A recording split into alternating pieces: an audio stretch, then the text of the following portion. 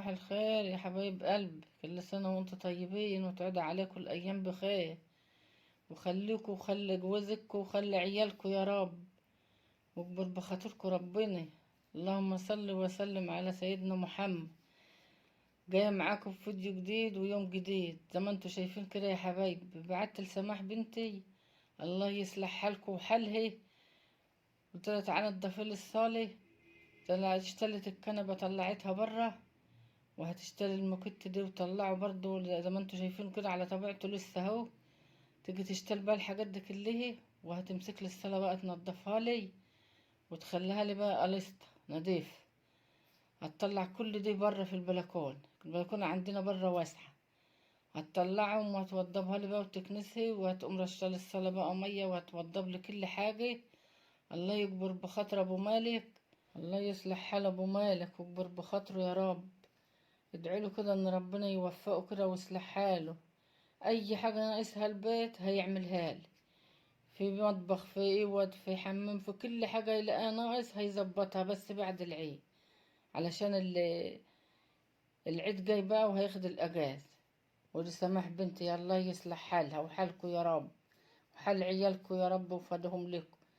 قلت لها تعالي ستفي لي الصاله، جت تشتغل بقى الحاجات اللي فيها كلها اهي، وهتمسكها تنضفها لي تشتغل حته بحته كده، وهتخليها لي زي الفول. هتطلعهم في البلكونه بره اهي، هتلفها وتطلعها لي بره والست والله الصاله نضيفه زي ما انتوا شايفينها. بس انا ما بقوليش تأذاه، قلت لها نضفها لي يا بنت على العيد جاي بقى، والحتت دي بقى ابوك هياخدها يغسل. ابو احمد ربنا ما يحرمناش منه ابدا يا رب، ربنا ما يحرمكم من عيالكم ولا جوزكم. هتشتري كل حاجه اهي وهتطلعهم بره زي ما انتوا شايفينه يا حبايب قلب. الله يصلح حالها وحالكوا يا رب، وخلي لها عيالها وعيالكوا، واكبر بخاطرها واكبر بخاطركوا. والله ما ببعت لهم على حاجة هي ولا اختي، ما بتأخروا عني من قبل ما احمد ابني يعمل قناة ولا اي حاجة. ساعة ابعت لهم العيلة تعالى يا سماح تعالى يعمل يقول يشوف انا عايزة ايه. والله ما عيلة بتتأخر عن النفر. ام احمد هتشتغل بقى المساند من على الكنبة اهي زي ما انتوا شايفين كده، وهتطلعهم برا مسند بمسند كده. هتشتغلهم اهو تطلعهم برا في البلكونة واسع الدنيا، وهتلم برضو فرشة الكنبة وهتطلعها اهي، وفرشة تحتهم الورق عشان ما الشولة نضيفة بيضة وما تستحملش اللحواس. فرشة لهم ورق برضو كراتين اهي، هتلمهم اهيت وتطلعهم برضو برا عشان تطلع الكنبة. هتشدها بقى وتطلعها. ازيكم يا حبايب قلبي؟ عاملين ايه؟ كل سنه وانتم طيبين. زي ما ام احمد الكبيره قالت لكم، انا جيت الوقت اهو بشد الكنبه هطلعها بره البلكونه عشان ننفض نعمل نظافه العيد في الصاله. هاجي انفض لها بقى، ان اللي اشتلاها الموكيت اللي اشتلته معاكم.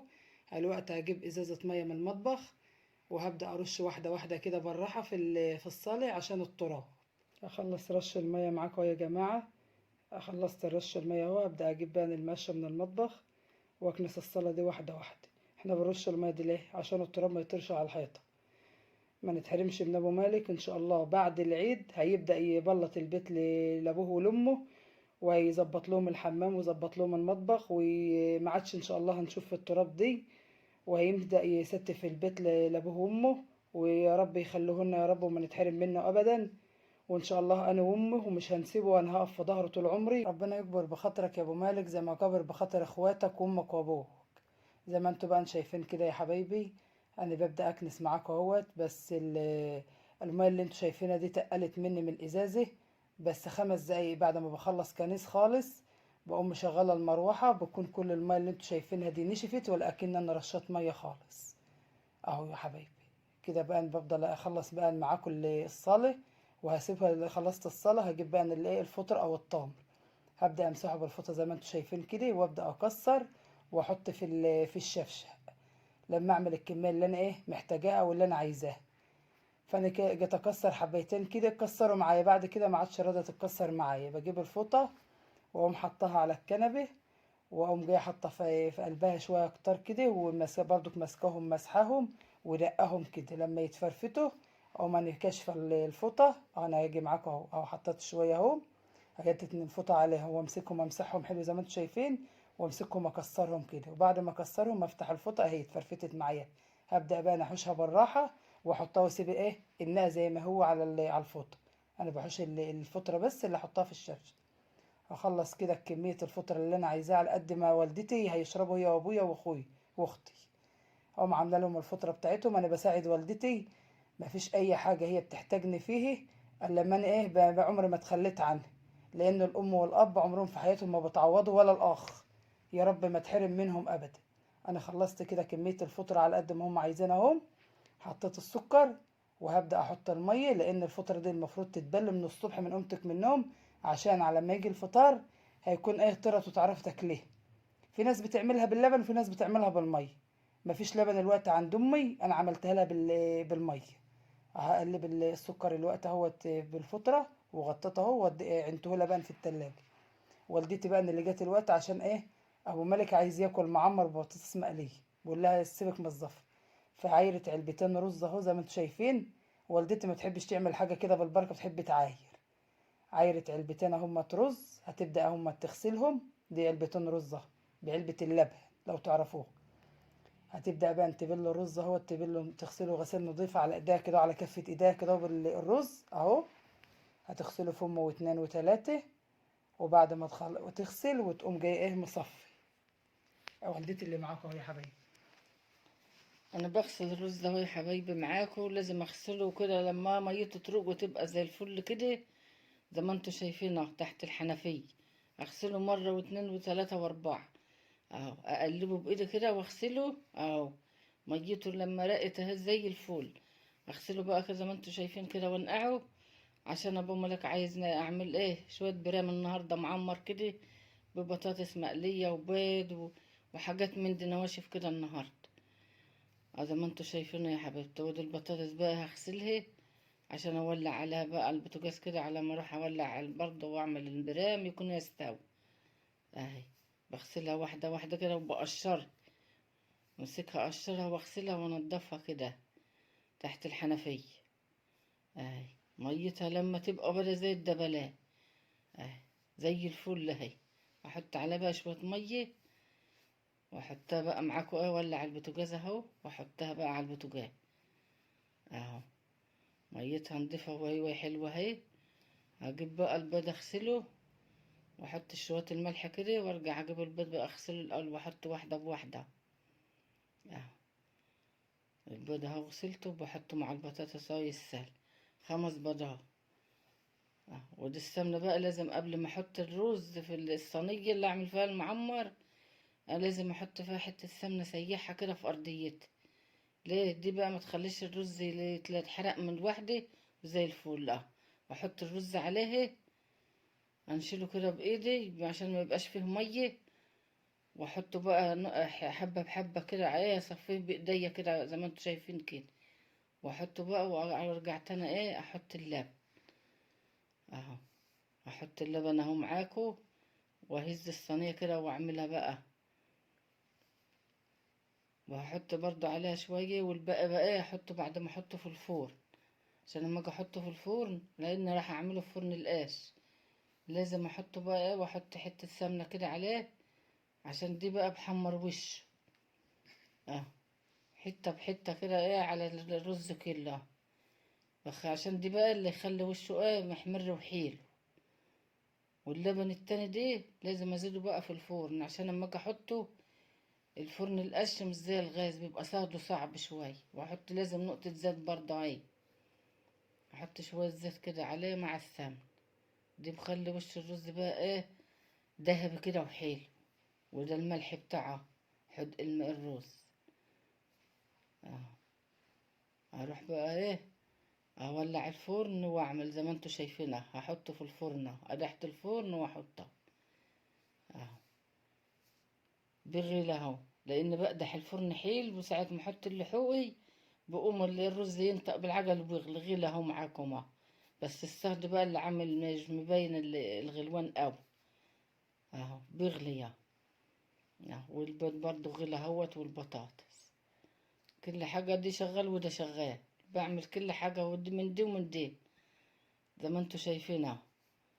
كل حاجة زي الفلة.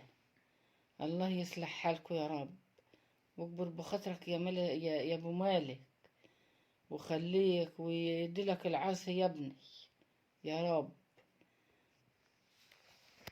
انا جيت معاكم بقى انا ام احمد الصغيره، قلت برضك على ما تعمل المعمر في الفرن، كنت شفت البطاطس استوت ولا لا، وجيت معاكم بقى انا اعمل لها ايه. قلت اعمل لها السلطه بالمره وانا هنا. في سلطه طماطم وليمون وجزر وخيار وفلفل مكبب من اللي هو الاخضر دي وشطيطه. فانا ببدا اعمل الطماطم الاول اهو، وهجيب الخيار اهو اقطعه، غسلته ونضفته ونشفه وامسكه اقطعه زي ما انتم شايفين اهو. ما برضاش ابشرها لان لما بتتبشر بتبقى ناعمه قوي، بحب اقطعها زي ما انتم شايفين كده، كل حاجه تبقى مكعبات صغننه كده، تلاقيها جميله وطعمها احلى عما تتبشر الحاجه. هعمل معاكم الخيار اخلصها، وابدا بقى انا اجيب جزره برضو اقطعها، وقرن فلفل. وبعد ما اهو هجيب الفلفل اهو اللي هو المكبب ده، انا خفت اعمل الشطه عشان لا يكون حراق عشان ابويا وامي برضو. جبت انا الفلفل اللي هو المكبب دي بيبقى بارد شويه مش حار، مسكته قطعته اهو. عامله الطبق ديت سلطه بقى المشكله بالطماطم والخيار والجزر والفلفل والليمونه، مش هتتعصر الا وقت الاكل هي والدق عشان الطماطم ما تنحشي. اهو يا حبايبي هغسل الجزر اهو كمان، وهمسكها برضو اقطعها مكعبات زي ما عملت في الخيار، مش هبشرها لان لما بتتبشر بتبقى ناعمه. اهو يا حبايبي كل حاجه تمام اهي، متقطعه حتت صغيره اهو. اخلص الجزره بتاع الجزره معاك اهو، وهبدا بقى ايه، اجيب كمان حبايه طماطم. الليمونه دي انا بشاور لكم ان انا هحطها على وقت السلطه، وقت ما اجي اعمل السلطه. ادي الشكل العام بقى بتاع الاكل كله. شوف المعمر بتاع ام احمد الكبير زي العسل، ودي السلطه بتاع ام احمد الصغيره. وام احمد الكبيره قلت البطاطس وعملت الاكل، بقيه الاكل اهو جهزته على ما ابو مالك جه من الشغل، وحطت لهم بقى يا حبايبي الاكل اهو بألف هنا وعافيه له. تعالوا افطروا معانا بقى، نفسي تيجوا تفطروا معانا. ايه رأيكم في البرام دي، المعمر بتاع ام احمد دي، في فرن القاش؟ والله عاملاه في فرن القاش، ده مش في الغاز ولا حاجة، دي عمايل ايديا وحياة عينيا. هذا السلطة وهذا البيض وكل حاجة، هي ربنا مكتر الخير، وكل حاجة حلوة، ولا بصل اخضر يفتح النفس المقفولة، وبطاطس مقلية هي، وكل حاجة. احنا مزاجنا بقى في الأكلة الناشفة دي، نفر ذوق من اللحمة والزفر والتقالي دي. والله قال لي اعملي برام يما وخلاص حيل. دول البرام زي الفل قدامكم اهو، لا محروق ولا ملهوف منه حاجة، زي الفل. عمايل الفرن القش والله ده انتوا شايفين، والجرجرة وكل حاجة، ربنا مكتر الخير. دي الشكل النهائي على الطبلية اهو. ايه رأيكم في المعمر بتاع ام احمد؟ دي طلب ابو مالك لان زهق من الزفر والشبر المقلي لا المشوي، واحنا بنحب دايما الاكل اللي هو الناشف دي بيبقى ياكل عن الزفر والحاجات دي. دي بطاطس مقلية اهي، وخضار جايب جرجير وفجل وبصل. دي السلطة بتاعتي. دي التمر اللي انا عاملها معاكم الصبح، دي بصل اخضر اهو. البيض مقلي كمان اهو، وخضار خاص برضك وجرجير وفجل هناك اهو، وطماطم السلطة والتمر. ما تنسوش تدعي دعوة حلوة كده لأم أحمد الكبيرة وأم أحمد الصغيرة، وتشجعونا كده وتقفوا في ظهرنا، عشان الأيام الجاية ديت هنبدأ نعمل معاكم بقى نكحك العيد والبسكوت والغريبة والبطفار، تاكلوه من إيد أم أحمد وتشوفوه من إيد أم أحمد يلد عليكم ولا لأ.